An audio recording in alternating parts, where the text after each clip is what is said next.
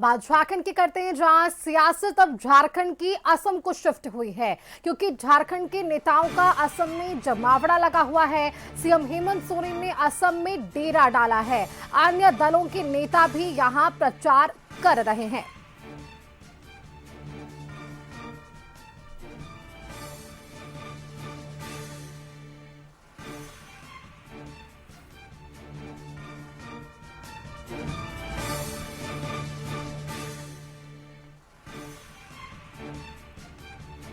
और चलिए इसी खबर पर अधिक जानकारी के साथ विशेष संवाददाता राजीव मोहन हमारे साथ राजधानी रांची से जुड़ रहे हैं। सीधा उनका रुख करते हैं। राजीव जी, देखिए, झारखंड की सियासत में जब हमने देखा था पिछले विधानसभा के चुनाव में हेमंता बिस्वा शर्मा को जिम्मेदारी बीजेपी की तरफ से मिली थी और उन्होंने बखूबी इस जिम्मेदारी को निभाया, हालांकि परिणाम उनके पक्ष में नहीं आया। अब दूसरी तरफ हम बात करें तो ये पूरी सियासत असम की तरफ शिफ्ट हुई और अब झारखंड के मुख्य नेता, शीर्ष नेता यानी कि हेमंत सोरेन अब असम में अपनी किस्मत आजमाइश कर रहे हैं। पिछले दिनों की वो तस्वीरें भी हमने देखी, किस तरह से आदिवासी समुदाय को एकजुट करने की कोशिश उनके तरफ से थी। ये कोशिश कितनी सफल हो पाएगी, क्योंकि एक नया दौर शुरू करने की बात हो रही है यहां पर।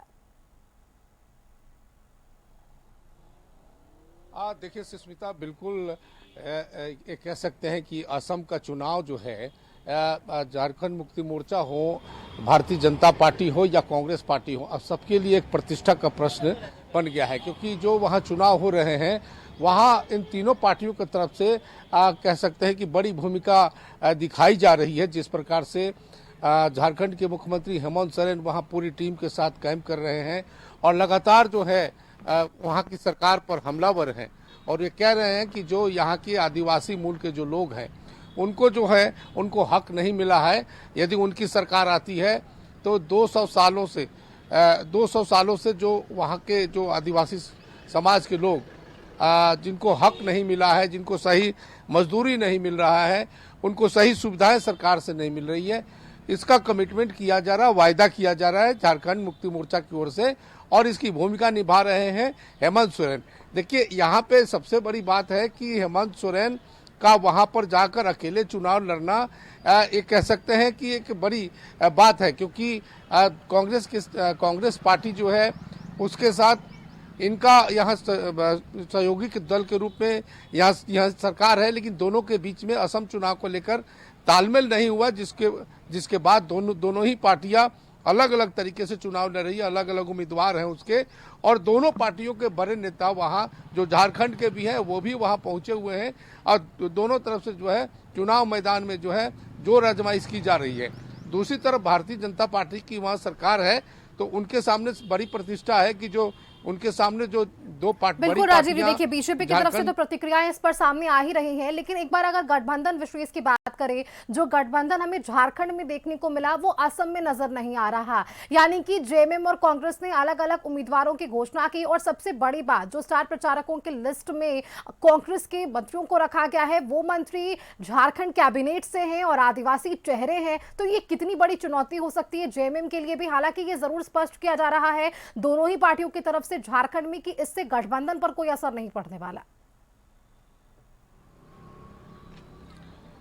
देखिए, इसमें कांग्रेस पार्टी हो या झारखंड मुक्ति मोर्चा, दोनों की तरफ से ये सफाई दी गई है। जब ये सवाल पूछा गया है तो बार बार दोनों की तरफ से यही कहा जा रहा है कि यहाँ की जो सरकार है, झारखंड में जो गठबंधन की सरकार है,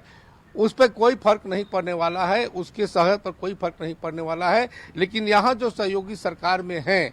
उनके साथ कोई ऐसा कमिटमेंट नहीं है कि वो अन्य राज्यों में अकेले ना चुनाव लड़ें। और ये बड़ी बात है कि यहाँ जो मंत्री हैं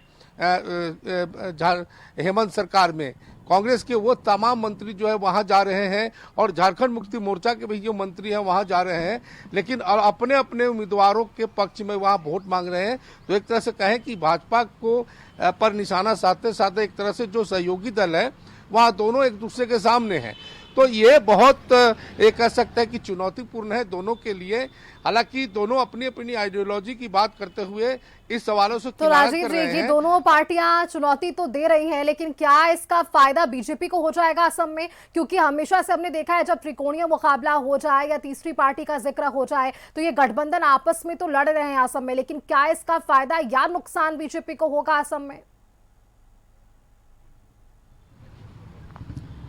देखिए ये फायदा और नुकसान क्या होगा, तो ये चुनाव भारतीय जनता पार्टी वहाँ सरकार में है तो उनका प्रतिष्ठा दांव पे है, क्योंकि जिस प्रकार इस बार जो झारखंड मुक्ति मोर्चा अपनी सक्रियता वहां दिखा रही है या कांग्रेस पार्टी भी वहां अपनी सक्रियता दिखा रही है, तो निश्चित तौर पर ये कह सकते हैं कि भारतीय जनता पार्टी के लिए एक बड़ी चुनौती है। देखिए झारखंड मुक्ति मोर्चा का मिशन है या मकसद है कि वो किसी तरह से राष्ट्रीय पार्टी के रूप में अपने आप को जो है ये दर्जा हासिल करे, और यही कारण है कि झारखंड मुक्ति मोर्चा वहाँ जो पहुंच के चुनाव लड़ रही है। दूसरी बात है कि जो वहाँ की आदिवासियों की जो समस्या है, आदिवासी समाज की जो समस्याएं हैं, या जो टी गार्डन में काम करने वाले अधिकांश जो मजदूर हैं वो आदिवासी समाज से आते हैं, तो झारखंड मुक्ति मोर्चा और हेमंत सोरेन को यही लगता है कि उनके इस मुद्दे को अगर वो उनके सामने रख पाते हैं, उन्हें समझा पाते हैं, तो उनको कुछ कामयाबी मिल सकती है, और वही कारण है कि वो पूरी टीम के साथ वहां पर है। देखिए कांग्रेस पार्टी भी बड़ी पार्टी है और कांग्रेस पार्टी जेएमएम के साथ नहीं चुनाव रही, बल्कि बिल्कुल राजीव जी, तो अब दो सभी पार्टियों की तरफ से आदिवासी वोट वसूलने की कोशिश जरूर है। इसका कितना परिणाम ये आने वाला वक्त बताएगा। बहुत शुक्रिया आपका हमारे साथ जुड़ने के लिए। इस